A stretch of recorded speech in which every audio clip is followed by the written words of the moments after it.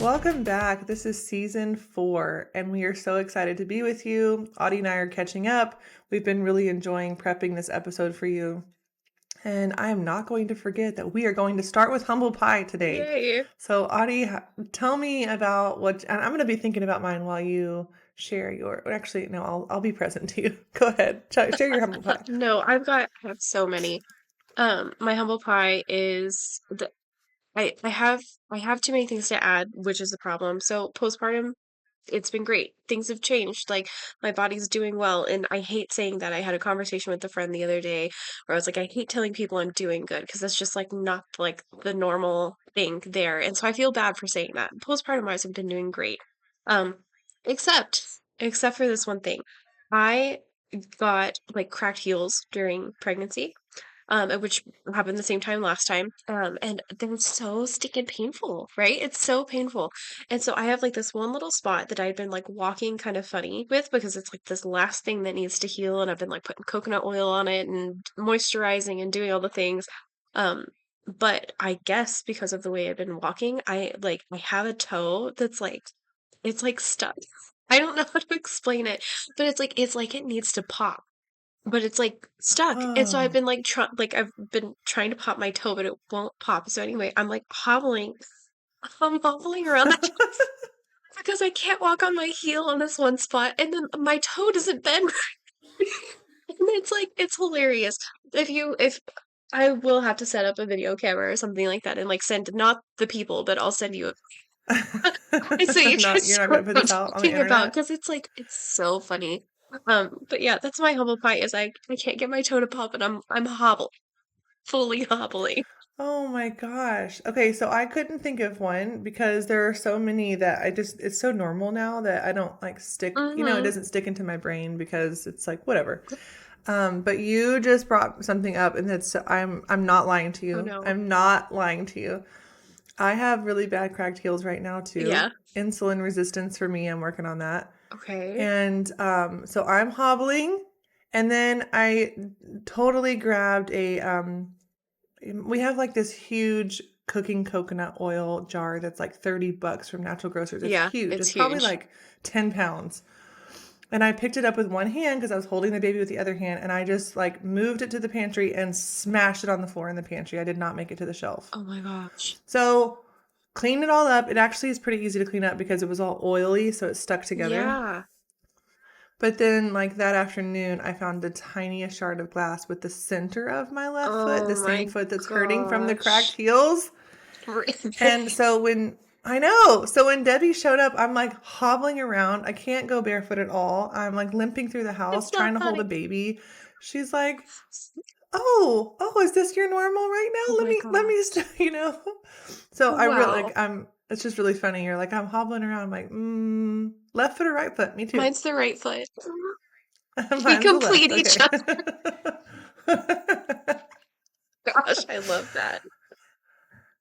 That makes me think of what we were joking around about last night, and Yeah, I just want to say it out do loud because it. it's funny. If you guys haven't noticed this yet, and you're gonna notice it today if you haven't noticed it before, Trigger warning. but I usually share like little T trauma examples in my life, like little surface level things that aren't killing me, but they're just not flourishing. And those are all of my examples, just a lack of flourishing where I feel Jesus inviting me to go deeper and grow more like him. And then I'm like, Audie, how do you relate to this story? And hers is like, bam, big T trauma. Here's like the worst thing that you could ever have. Like, it's just rough. So we were joking around like, I'm the yin to her yang, and she's the big T to my little T trauma. Yeah, Well, now I'm the left foot to your right foot. And we can just hobble we together. can. Oh my gosh, that's so funny. We can't believe that. And that was not rehearsed at all. It's like we had no Nope. idea. So crazy. Nope. Not rehearsed. Thank you. Yeah, Oh in fact, my. I'm just celebrating that I remembered the humble pie. Yeah, no, absolutely. I'm like, we gotta get you a sticky note to like put on the screen there so that way we like never I forget. know. Humble pie is the best. It, it Oh my is. It's gosh. actually written right here at the top of my notes, but I just get excited about the topic and jump in, which I'm going to do now. Is there anything else I forgot? I don't think so. I think you're Okay, good. let's rock it. So, our topic today is why do I always shrink in the moments that matter? And so I was kind of thinking about this, and I personally have overcome this a lot. This is my niche. This is who I coach. I help. This is my like bread and butter topic. Yeah. I have worked so hard on this myself. I've come so far, and could call myself an expert in overcoming this. But there's a but. I still regularly find myself doing it at different levels. It's not like these big, deep levels, but I still find myself shrinking. And I wanted to describe what that looks like for me. Again, mine's kind of surface level stuff, but just like in the last 2 months, I've been noticing this higher awareness for myself. When I look around, I notice that there's this level of shrinking with people who I'm in good, healthy relationships with. I used to shrink for bullies and Mhm. spend lots of time with bullies. Now I'm like, no, I'm worth more than that. You have to respect me if you want to spend time with me. You have to treat me with dignity. But now the people who do treat me with dignity, I even find myself shrinking sometimes for them. And this week, my husband. I'm just going to give this. I'm not going to out my husband in this story, but my husband has this habit that we've talked about over the years, and it's not like a sin, but you can do it too much and then it becomes a sin. And so I've just been kind of trying to be his accountability partner there. And when he crosses the line, I'm like, whoa, whoa, now that's affecting me. Now that's affecting the kids. Like, no, we're not bringing that. And so doing that super gently over the years and then kind of getting hard about it. I drew like a hard line probably 2 years ago. Like, dude, no, like, it's time. It's time for you to recognize like this is okay and this side is not. And so we've had really good conversations. He appreciates that I do that for him. He respects me. But this last Tuesday, it happened again. It's the first time in a long time. He crossed that line, went too far, and I was like, okay, well, I'm feeling all my feelings. I'm super disappointed right now. And that's the truth. And I want to say, like, dude, what? Why? Why? It's a Tuesday night. Why are you doing it? Like, why did you? Why are we dealing with this? But obviously, we don't want to say that. So I shrunk, and instead of saying something like, "Hey, you crossed the line," like this is me holding you accountable. Like, what are we gonna do about this? I just got really, really quiet Mm. and careful and started kind of walking on eggshells. And eventually, I was like, "Hey, did you do this? Did you do it?" And he was like, "Yes." And I was like, "Oh, okay. We've talked about this. So in the morning we need to have a conversation." And all of that's fine, but then like as I'm trying to like get ready, normally we like have the bathroom door open, we're brushing teeth, we're getting ready for bed. It's a very like just family affair with us. And I'm like, do you want to get into the bathroom? And I'm like, I make my whole room and my bathroom his Mhm. and not mine, because my body is saying, I had to tell you something hard, and so now I need to shrink and be really, really tiny, just tiny, so that you feel comfortable. Mm. Oy. And this is with my husband, you know? Yeah. Yeah. Wow. I can empathize with that because I've done the same thing. And my question is kind of like, what did you do? Did you pull yourself out of that? Or like, what happened moving forward? Um, okay, so it was after like probably like 45 minutes of me walking on eggshells and being super like, you're the boss and I'm the little weakling and I'm just trying to stay careful, that I realized I was doing it. And so for Ah. me, yeah, I did thankful I recognized it. But so in the Rising Tide Fellowship, we did a 40-day pilgrimage, and I don't know if did you do that at all, Audie? I didn't. I did. I Okay. touched based enough to keep up, and so I definitely know what was going on. But I was very early postpartum. I did not have a time for any of it. Your 40-day pilgrimage to Easter was not not focused on your It baby? was No. not. Um, it well, in there, it was really beautiful. It was basically just like making room for Christ, and it was challenging us. But one thing that I theme that it kept coming up for me was um like this shrinking thing. It was like God was inviting me to stop shrinking and Mhm. to be fully myself, who he made me to be. I have chills just saying it. That's Like he's powerful. asking me in 2025. He's like, I want you to be who I made you to be, even if they hate you, Mm, even if they say you're weird or you're lame or you're ugly or you're fat or like whatever. Like, like these are real. These are real. Like yeah, just be seen and stop shrinking because you're afraid they're going to make fun of you. yeah. And so, in that last week of Holy Week, we had a vision of we had a discussion and little reflection about Jesus coming into the temple and flipping tables and like Mhm. whipping people. And the question was, um, like, what is on your table in your life that he is trying to get in there and just flip? He is Mhm. so ticked off and mad about it. He's like, no more, Reagan. And that's what came to my mind. It was like, oh my goodness, it's this shrinking, Yeah, it's this cowardice.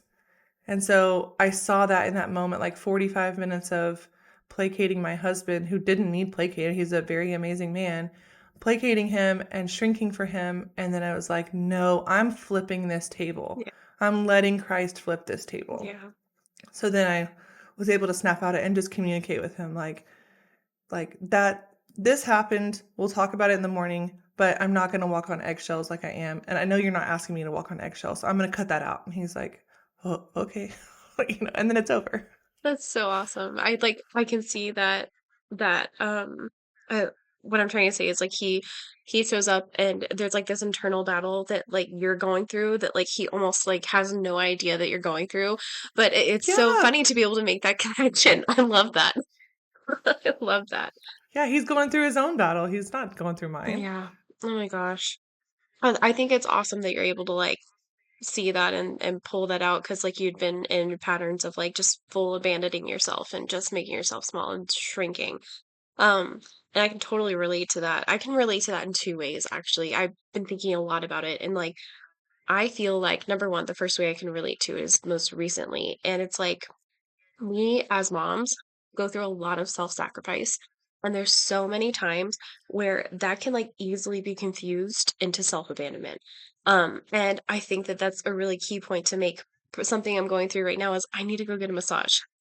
My body's screaming at me. I need to go get a massage. And I say screaming, I'm not dying in utter pain, but I've got some knots that I need to go get worked out, right? And there's so many times, like as mothers, like we put that to the side and instead of like trying to schedule the massage or trying to make sure we have childcare or like, maybe I can bring the baby or whatever, um, we just push it off and push it off and push it off to the point where we're like, we tell ourselves this lie of like, I don't need this. Like, this actually isn't going to do anything. I don't need this. And so that's the most recent situation for me where I've noticed, oh, hey, wait a minute. You're kind of turning into the self abandonment side here a little bit. Reel it back in, and schedule the massage. Put it on the calendar. Um, so that's the first way. And then the second way, we want to talk about the big T way. I realized that probably it was about a span of 5 to 6 years when I was about 17 to about 23. I would not, like, I abandoned myself so much. I abandoned myself so much. And I couldn't figure out why. Like, as we're talking about this topic, as I'm thinking, like, where does that really start for me? Um, I had inklings of like little kind of like chips away at my self-esteem or my self-worth or my self-confidence, right? And for throughout my whole life. And then when I was 17, I had this boyfriend who was loved, absolutely beloved by my family. Like we lived in very close proximity. We spent a lot of time together. He spent a lot of time with my entire family. And about a month into our very short relationship, he started verbally and physically abusing me. Trigger warning. I'm like, if you guys have a problem with that, let's just stop right here.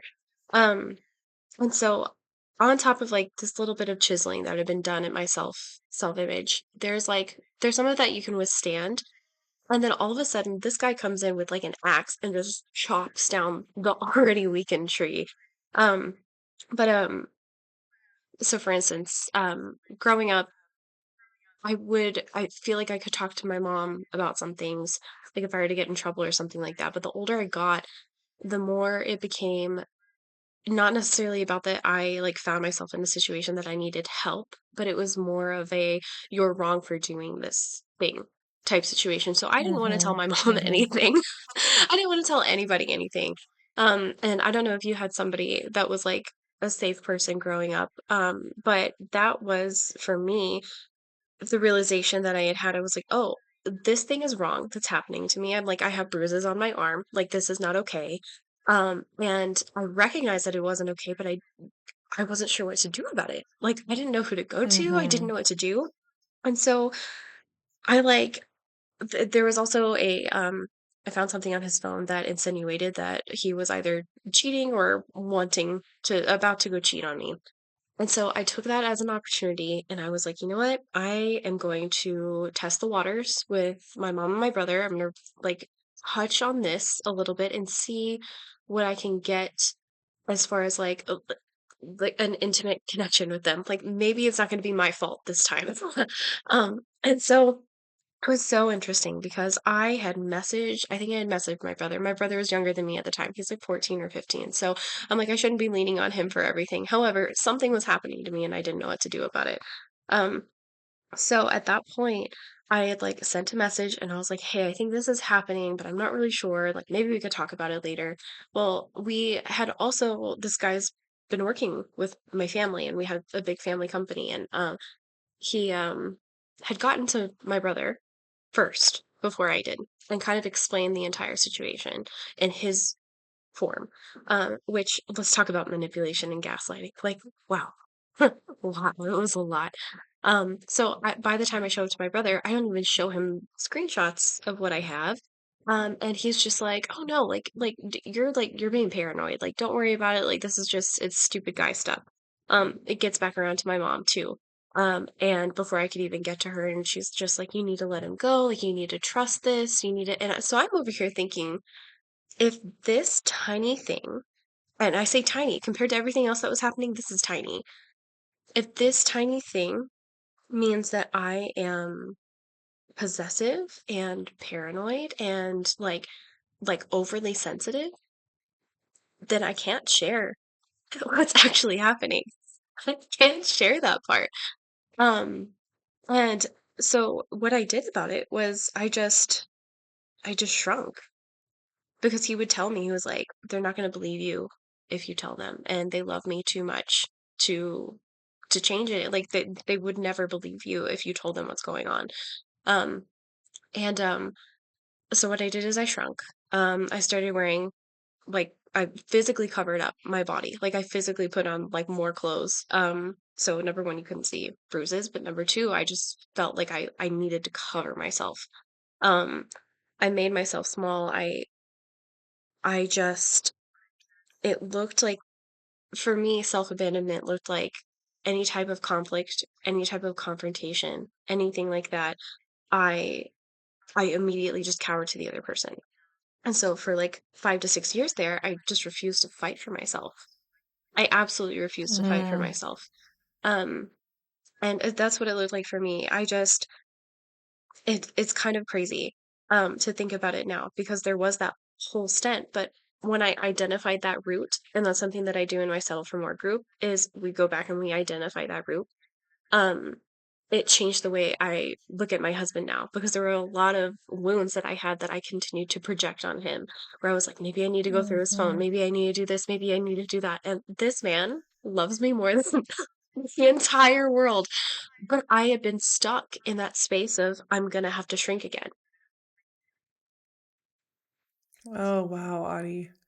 Okay, so what's coming to my mind, two things, and don't forget them, Regan. But one, what do you think would have happened had you pushed your brother and your mom, been like, no, he is hurting me. He is a liar. You have been duped. Yeah. You need to trust me. What do you think would have happened for your overall family environment? Well, the abuse situation, what was physically happening to me, that didn't come out because I had changed the narrative in my mind, and I told myself this wasn't Mhm. happening to me. And so Mhm. I had this full realization. I was pregnant with my first child, my poor husband sitting over here on the couch as I'm like pouring out my heart and soul of, oh my gosh, these things have happened to me. But what did happen is number one, he broke up with me. So like icing on the cake of all of that, went ahead and like broke my self-image and now I'm gonna break up with you. It was terrible. But what I was afraid of Oh. did happen. And what I was afraid of was well, for the most part, it did happen. Um, when we broke up, I was afraid that they were gonna take his side. Like I was afraid that it was all gonna be like it was my fault. Like it was like I was being overdramatic or like this is a normal thing that happens in relationships. I mean, like I'm sure you and your husband, me and my husband, like we have had arguments and like fights in unconventional ways. And those are things that in a healthy relationship you can talk about and move forward. And I hadn't necessarily seen that like modeled for me. And so I was like, I don't know what this is supposed to look like. Um but yeah, actually, after we had broke up, my brother and I had this conversation about the cheating thing, and I had shown him the screenshot. He was like, "Oh my gosh, I had no idea what that was." He was just like, he was just as shocked as I was, and realized, oh, he'd been manipulated, and he's younger at the time. He's like looking up to this guy, like you know. But I was afraid that he was going to win. I was afraid that he was going to manipulate my family. I was afraid that I was going to be isolated. And in a sense, I'm not going to go into details on how my mother reacted afterwards. But in a sense, that's kind of what happened. Um, and so again, forced me even deeper into this tiny box. Mm. So I'm just thinking about, because when for me, I you're bringing up my memories from when I've been hurt and I tried to share, and um even as a little kid, like learning. I was walking with my Aunt Debbie the other day, and we were thinking about, I can't remember exactly what the topic was, but we were Mhm. thinking about this.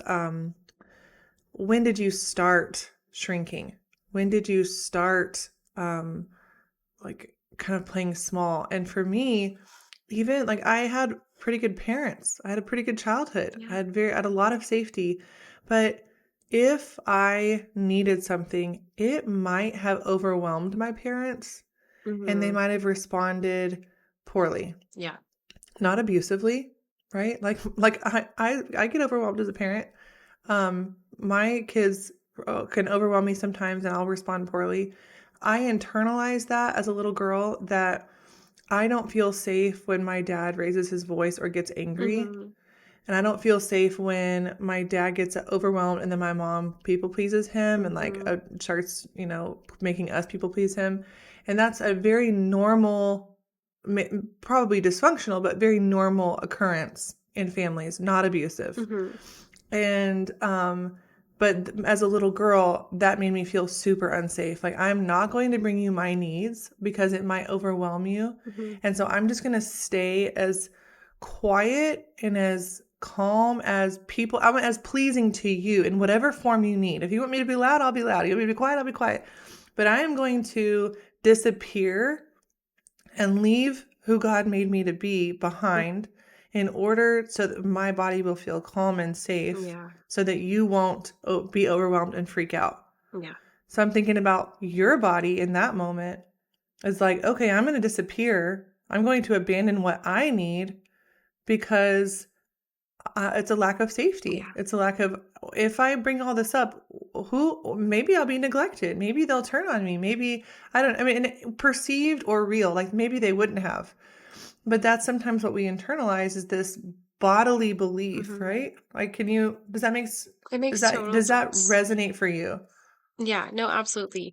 I think about it now. I think about like the comparison of those 5 years, 5 to 6 years to the most recent like 5 to 6 years and how different they are and how in a sense like I've grown a pair to fight for myself because I realize how important that is because God has literally called me to do that.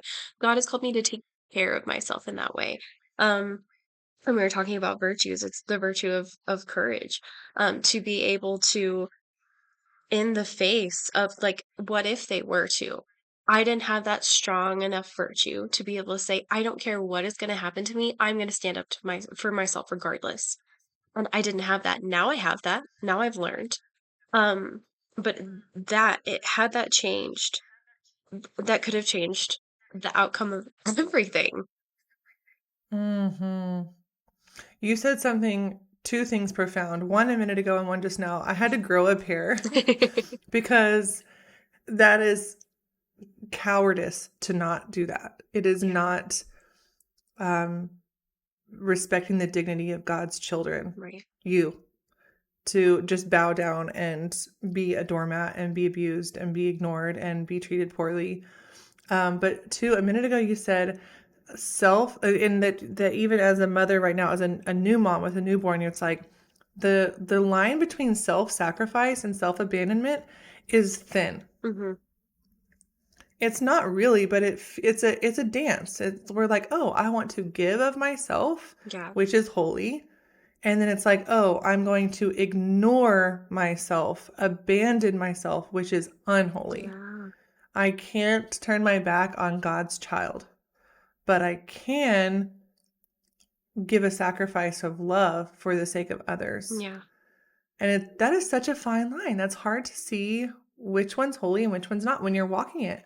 Yeah, I actually had seen a person in a Facebook group post a comment that somebody was struggling with. She was like, I'm not feeling like I'm angry, I'm resentful, like I don't feel like I can connect with God, I can't do anything. And somebody in the comments said, I disagree with the idea and the thought of me time because I fully dive into my vocation of being a mother. And I read that comment and I had to put my phone down because I was like, I could feel the heat like rising in my face. I was like, Hmm. that does not mean forgetting yourself. It does not mean pretending that you don't exist or you don't have needs or anything like that. Your children need you at your highest capacity, like at your absolute best self. And that's our calling, is to be able to fight for ourselves, to fight for our kids. And if you aren't fighting for yourself, um, my husband, recently, he he talks to Grok sometimes about certain things. Grok is the X or the Twitter AI. He's over here like talking to Grok about stuff. And Grok gave him a sentence, and I'm gonna butcher it here, but it was something along the lines of, if you're not choosing to win, you're choosing to lose. And that struck us this week, where I was like, I had been thinking about it, and I was like, if I'm not choosing to win, I'm choosing to lose. So if I'm not choosing heaven, I am choosing hell. And that just slapped me in the face. If you are not choosing to stand up for yourself, you are choosing, it's not, the opposite is not dying to yourself. The opposite is giving Hmm. it up, like handing it over. And we were not called to do that. Nowhere in scripture does it call us to do that. Hmm. That's powerful. That's really powerful. Um, I had a thought and then it ran away. That's so powerful though. If I'm not choosing to win, I'm choosing to lose. And that Hmm. entire aspect, that entire thought process really hit me, because I was like, if I'm not choosing to be a good mom, like if I'm not choosing to actively pursue that, I'm choosing to be a bad one. Oh, that's the thought. If for me, the word that keeps coming to mind with women who are struggling with these things, is if we really settle for this, we just kind of go like, well, this is just life. Shrinking is life. Putting on a mask and smiling is Yeah. life. Tiptoeing around your bathroom when you had to hold your husband accountable, that's just life. It's not flourishing. Mm-mm. It's not living fully alive. It's not giving God's gift and making the most of his gift. Yeah. It's so if it's not flourishing, what is it? Yeah. So good. It's if it's not winning, you're choosing to lose. If it's not flourishing, you're choosing to fail. Yeah. Like you're like failure to thrive. And I think I don't mean, yeah. the reason, like why do we do that though? I guess is like, why do we shrink? Like for me, I was able to find the exact moment I realized, or I started shrinking. And I was able to work through that and move forward. And now I don't shrink anymore. Like there's still moments of, like you said, like there's moments of shrinking. Um, but I have that awareness and I'm able to snap out of it. But we have to search for those things and find the reason why. Like we have to find the reason why. We have to, we have to because we are we are called to, like you said, to accept the gifts that God has given us, right? To John 10:10, live life abundantly. If we are shrinking and if we are putting off our needs and we are people pleasing and pandering to others, that's not living life abundantly. And so we were called to do the hard thing, even if it wasn't our fault, even if it was something that happened to us, to dive in and to work on our heart and fix that. Um, And I think that, again, like you said, like, oh, it's just life is the excuse. And we might not be doing that on purpose because I know that I did that for a long time and absolutely was not on purpose. I was like, this is just what I've been told. This was the lie that I believed, that this is just life and this is the way things go. Um, but you're completely right. This isn't life. Life is John 10:10. Mm-hmm. An example that we talked about beforehand is that even Jesus didn't shrink to keep the Yep. peace. And I think sometimes we're like, well, gave the ultimate sacrifice. He literally sacrificed his body. Yes, self-sacrifice. Yeah. Again, very different than self-abandonment. Abandonment would be, I'll do whatever you guys want me to do, and I don't really care about what God's calling me to do. Oh, yeah. He said yes to God, and everybody else that didn't want him to do that, he ticked them off. Yeah. So much so that they nailed him to a cross. Yeah. And there's that awesome example when it's in the Passion. He what is it? It's where one of the soldiers like slaps him across the face, Mm-hmm. and he's like, don't speak that way to this religious leader. And like an official like bam slaps him, and he doesn't go like, yes sir, or like, you're right, I'm so sorry, Mm-hmm. I shouldn't have stood up for myself. He's like, if I said something wrong, then testify that I said something wrong. If not, Say it to my why did you face. slap me? Yeah. Yeah, he is standing up for the dignity of himself Mm-hmm. and the dignity of the mission that God's given him. Yep. He's not just like, yeah, I shouldn't have been strong. You're right. And that's kind of where we are a lot of times with this abandonment. Like, sorry guys, it should have been um any show of strength is unholy. Well, not according to the life of Christ himself. Yeah. Oh my gosh, that is so true. Um, yeah, and to go back to like the flipping tables and like whipping people, like, yeah, no, we have to show strength sometimes. Sometimes it's absolutely important to like even like aggressive strength to like shake the shoulders of someone and say hello. Like, no, Yeah. this is not what we're doing. Um, but yeah, I don't And know. that's what I'm doing for myself right now. Yeah, No, we're not you doing this, have to do Regan. it for yourself, and that's I think that's the thing too, is it's not just external. Like it's so internal too. It's like you are called to shake your own shoulders. You have to. Like you have to shake your own shoulders. You shouldn't put yourself in a box. Shake your shoulders and get yourself out. Amen. Mm, Amen. So you mentioned that in your coaching program, you settle for more. You go and find the root cause of a lot of these memories, a lot of these triggers, basically our behavior. So in mhm. the example that I gave with me tiptoeing around, had I not been aware, I'm aware because I'm doing the same work, but Yeah. a lot of women aren't aware. Mm-mm. 5, 6 years ago, I wasn't aware. Right. So when I notice like, man, I hate that I'm walking around on eggshells with my spouse, or I can't even bring this up, or whatever that is, I start working with you, I start working with a coach, I do that same thing, and you end up going, okay, this is a behavior. Mhm. Let's look at when you first started this behavior. When did you first start feeling this way? Yeah. When did you feel like you had to walk on eggshells? And then I don't in my coaching program, I like to also take it to, okay, we found the root. Logically, you know that you don't have to respond that way to your husband anymore, Reagan, Mhm. but your body is still wired to do that. So we need to do some nervous system support with the Holy Spirit To we yes, we healed the memory, but now we need to go in and remind your body that we healed the memory. Yeah.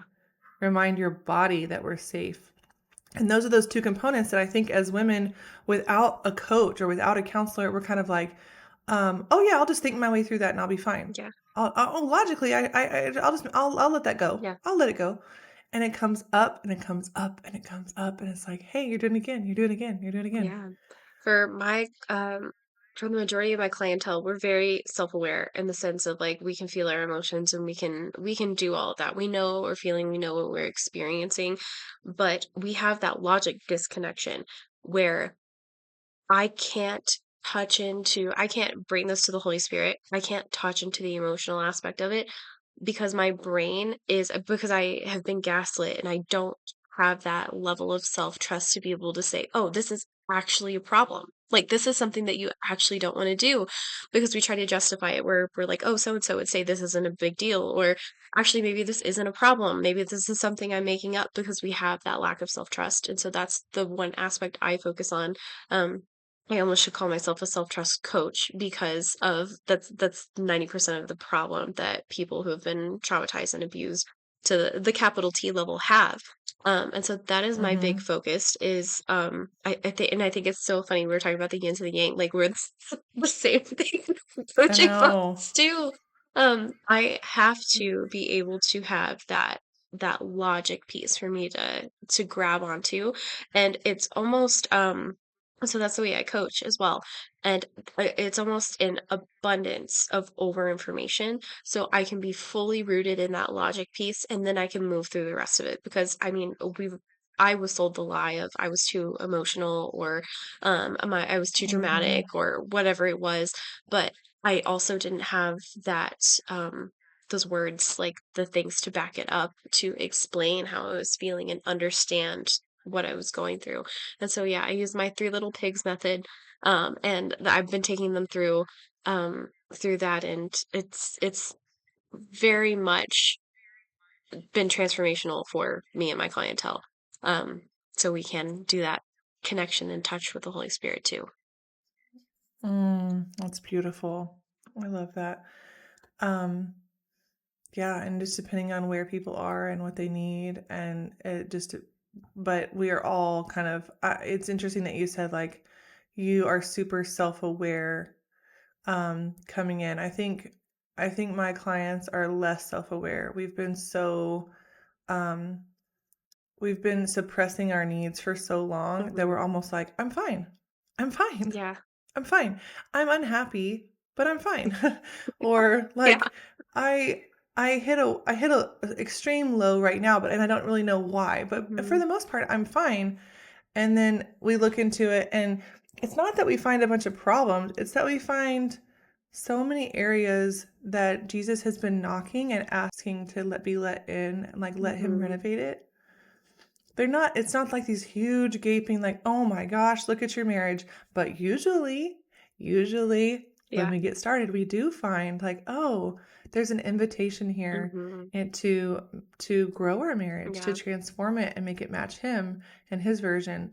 And we have not been living like that. Yeah. But it's not a problem, it's an invitation. Yeah. And I think for the same reason that we all avoid um, standing up for ourselves because our bodies feel unsafe Hmm. doing that.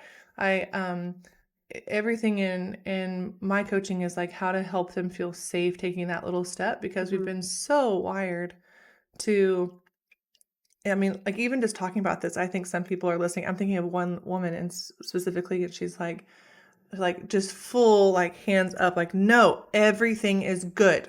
you Yeah. know? And so it's like if everything's good, like that's script, I mean, that's then you should be in heaven. If everything was great, then you Yeah. should already be in heaven. That's good. Um, That's so good. like Yeah. everything's not good for me and I've done a lot of work and I'm very fulfilled. I've come a long way and from again, from 6 years ago to today is like I can see the fruit that God has grown in my life. But it's not perfect. No. And I still like he's working on me all the time. Yeah. All the time. I'm with you. I So, think it's again so funny because my clients are the opposite. My clients are like we're hyper aware. And it's we kind of sit here and we're like, everything is awful, but nobody really cares. So I'm not going to do Mm. anything about it. And that's literally we just internalize to the point of like, like if somebody asks me, how are you doing? I'm not going to say, oh yeah, I'm great. Like, actually things suck right now. But we're just here.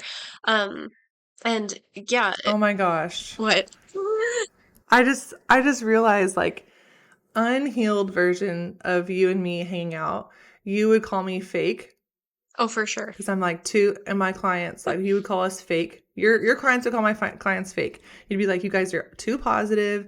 You're always happy. You're Yeah, overjoyed. Like you we guys are wouldn't be fake. You're friends. faking it. You're masking. And we'd be like, you're negative. You're Yeah. heavy. You're always a wet blanket, right? Hmm. Like that's our unhealed versions. Yeah. Like, but truthfully, we both are just longing for flourishing Yeah, in our own ways. absolutely. But oh my gosh, when you said that, I was like, Audie, my 10 year ago self would be like, stop being so negative. It doesn't all suck. It Yeah. doesn't all suck. Now No, that I'm it thinking about it, does. maybe It all sucks.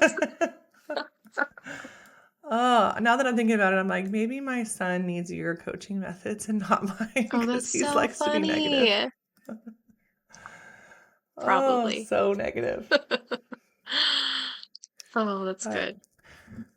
so for to kind of round this out and just to leave our listeners with something to think about and more than you've already been thinking about, obviously, um, is a question. And remind me because you said it a minute ago, and you're like, we need to know when, or how'd you say it a Yeah, minute ago? I think the best thing to do to round us out, and I think a challenge for our listeners would be to like take some time and identify when you started shrinking.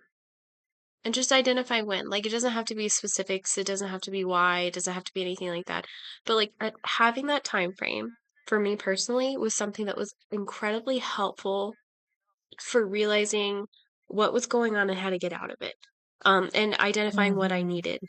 And oftentimes, like, again, for me, it was like I needed therapy and I needed coaching. Um, and so that might be if you're already doing those two things, bring that to your coach or therapist and be like, I realized I started shrinking at X, Y, or Z time. What can I do about it? Or bring it to our community coaching hour in the Rising Tide Fellowship. But identify when you started shrinking. That's awesome. Okay, I'm sorry to just throw this in here and surprise you with this, but because our clients are so different, I want to give another question. Do Can I it. give that? Because I think that people listening to this and relating to your story are going to really benefit from that question. Yeah. And I think former Reagan 6 years ago would be like, I don't shrink. I'm fine. Yeah. I'm not sure what you're talking about. Fake. So here for people I'm just like kidding. that, I'm just right? kidding. Fake, liar. So for people like me who like to mask, put that mask on and just smile. Everything's fine. Even when you're being rude to me, I'm just going to smile at your face. Okay. Well, I think the question for us that helps me see it is when you're resentful, when you're angry, when you're sad. Like when you finally hit that point where the mask comes off and you're angry at someone and you're like, I don't want to take this call right now. Or I told them I'd help them and I don't want to go over there and help. I'm so tired. Or you find yourself telling your spouse or your friend something bad about someone. You're just kind of venting, like, oh, they've needed me and they've asked me for like 6 things. And it's fine. I'm going to do it. I want to do it. I'm just, that's when you hit that moment. This is what we're talking about. Look at it and go, where did I, why, how did I get here? Because the truth is, I abandoned myself 25 steps ago, didn't listen to my needs, didn't ask the Lord to meet my needs, didn't pray to Him and say, oh, I'm feeling tired and overwhelmed. I don't need to say yes to this, but I'm scared to say no to this person. Like we abandon ourselves 25 steps before by the time you get to the crash. Yeah. So just increasing that awareness when you are feeling resentful and angry and overwhelmed and underappreciated, pause and go, oh, what happened 25 steps ago that started the crescendo for me to get to this point? Hmm. That's a good one. Yeah, and I'm over here like I can see how that would apply too, but yeah, no, I'm like I need my question more. I'm Yeah, glad we because we're did too. different. I love it. Me too. Okay, so yeah, if anybody has any questions, you guys know you can go to risingtidefellowship.com, click on the podcast link at the top, and there's a questionnaire at the bottom, or a fellowship forum where you can ask us a question and we'll answer it and go into it on here. So you're always welcome to do that. We actually get questions all the time from the Rising Tide Fellowship members, and they'll bring their questions on Thursday to our community coaching hour where Audie or I or Ryan. Ryan Carr just show up for an hour on Thursdays and answer and coach you live. And I don't mean answer questions like, what do you think about this, Reagan? I mean, you can, you can, but more like a specific situation. Like, I'm struggling with my adult child calling me too much, or my adult child, sorry, let's change a different example. Like, I'm struggling with my husband being really volatile with his emotions, getting angry and blowing up, like whatever it is. Like, people just bring their real life situations and we just coach them through it and help them find the Holy Spirit's guidance and what they want to do or feel to take away and really go and feel stronger on the other side of the conversation. Yeah. So if you want real, like, detailed situational coaching, feel free to join us at risingtidefellowship.com and join us for that Thursday community coaching hour. Yeah. Awesome, Regan. I think this was a really good and needed episode. I think so too. Thanks, Audie. Thank you.